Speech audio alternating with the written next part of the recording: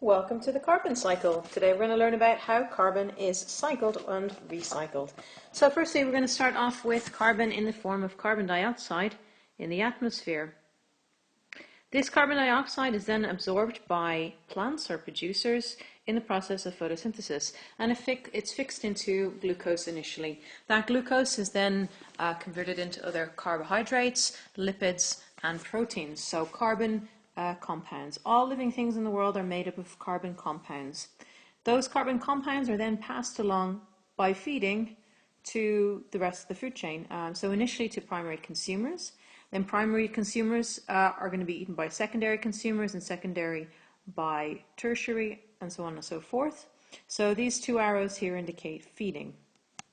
Then the things like cows and trees die, and their death contributes to dead organic matter in the ground.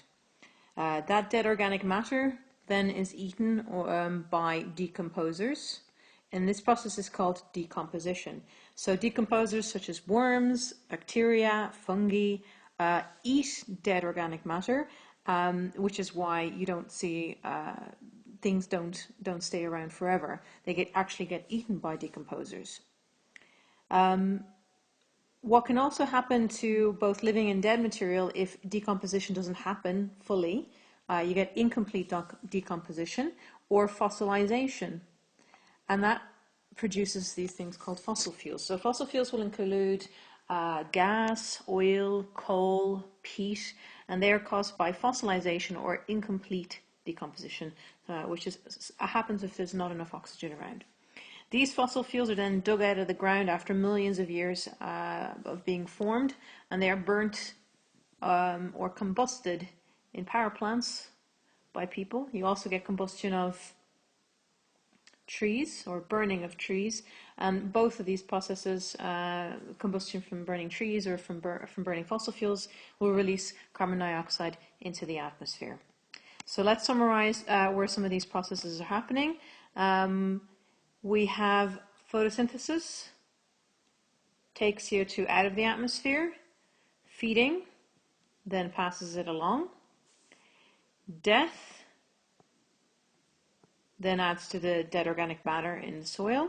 Then we have decomposition by decomposers. We have incomplete decomposition and fossilization.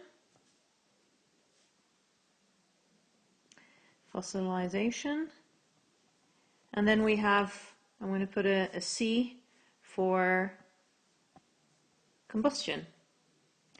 Now, you may have noticed I have missed out on one extremely important process that all living things do, and this process adds carbon to the atmosphere in the form of CO2 as well. So this process is called respiration. So let's have all these living things adding to carbon in the atmosphere via the process of respiration. And that's the carbon cycle.